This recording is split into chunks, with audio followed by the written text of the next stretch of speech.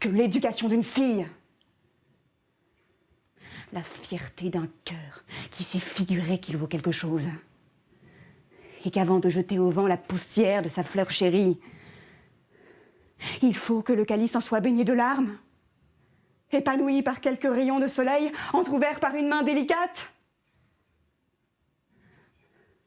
Tout cela n'est-il pas un rêve?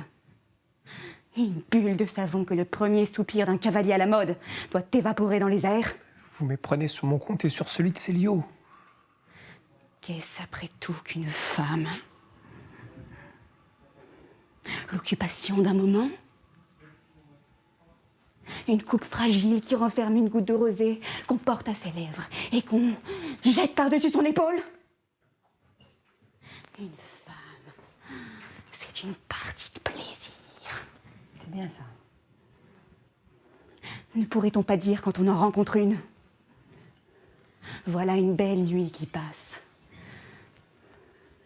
Et ne serait-ce pas un grand écolier en de telles matières que celui qui baisserait les yeux devant elle et qui se dirait tout bas: voilà, peut-être, le bonheur d'une vie entière. Et qui la laisserait passer. Alors, c'est très bien. Tu vas refaire le début. Détends-toi. Parce que même en étant bien tendu, il faut être un peu détendu. Bon. Tu vas refaire le début comme tu as fait. Belle Marianne, vous dormirez tranquillement, un peu plus collé. Alors, au lieu d'être... C'est pour arriver à la fin qu'il faut être bien... Et il faut oser plus encore. C'était mieux la première fois, j'ai dû te frustrer quelque part. C'était mieux la première fois parce que tu découvrais mieux les mots. Il y avait quelque chose de plus fou, etc. Puis après, quand il te dit, mais attendez, ne vous fâchez pas. Et il faut se dégager pour pouvoir dire mais une femme c'est quoi? C'est une partie de plaisir, c'est ça pour vous les hommes? C'est juste une partie de plaisir, c'est des jambes quoi, c'est rien. Et encore je suis poétique. Quand il te dit belle Marianne, vous dormirez tranquillement, t'es invectivé, tu reçois le truc dans la nuque et faut y aller avec ce sourire là. Ah, ben c'est dommage ça. Vous voyez comme le hasard me contrarie, moi qui allais l'aimer. Ah, vous voulez jouer à la rigolade? Alors jouons à la rigolade.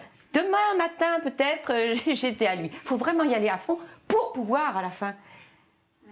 Dites donc, on pourrait parler un peu. Qu'est-ce que vous croyez? Et là, tu fais un truc à 360 degrés et tu lui fais une leçon d'enfer. Allez, vas-y.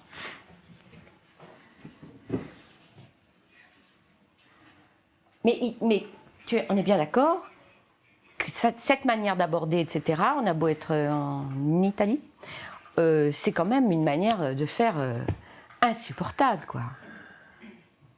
Et c'est pas une prude jeune femme, c'est une femme, c'est un peu comme toutes les femmes, les Bovary, etc., elle veut l'amour, il n'y a rien de plus magique, elle n'est mariée à un vieux salopard qu'elle hait. Elle veut l'amour, c'est-à-dire que ce qui est magnifique chez Marianne, c'est qu'elle est intacte dans son sentiment. C'est la plus belle chose du monde, c'est une femme sublime. Et donc, il faut que tu t'accroches à ça. Elle est sublime. Et elle a tous les droits parce qu'elle est sublime. Elle est belle et elle est massacrée par un homme. Ça, pour être enfermée, elle est enfermée. Même son corps est violé. Et pourtant, il lui reste ça. Cette beauté, cette pureté, il lui reste ça. C'est pour ça que quand elle dit à la fin... Est-ce pas une chose merveilleuse que de se dire, voilà, la plus belle femme du monde et de la laisser passer? On est presque dans un truc de décalage, de folie, mais alors au moins de garder cette pureté de l'amour total, pas de l'amour de Dieu, de l'amour total qui a été massacré. C'est comme si elle revendiquait son droit à sa pureté de jeune femme d'amour absolu. Je t'arrête plus. Alors, beaucoup de légèreté au début, fausse évidemment, mais intelligente. Belle Marianne, vous dormirez tranquille. Le cœur de Célio était une autre et ce n'est plus sous vos fenêtres qu'il donnera ses sérénades. Quel dommage!